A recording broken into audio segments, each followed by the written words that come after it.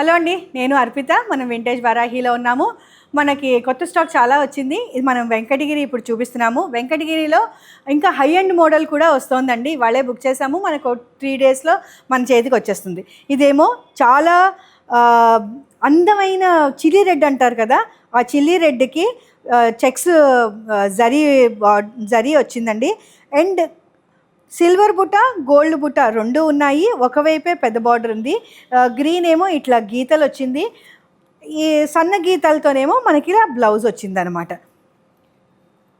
ఇది వచ్చి silk by cotton అండి. క్వాలిటీ చాలా బాగుంది.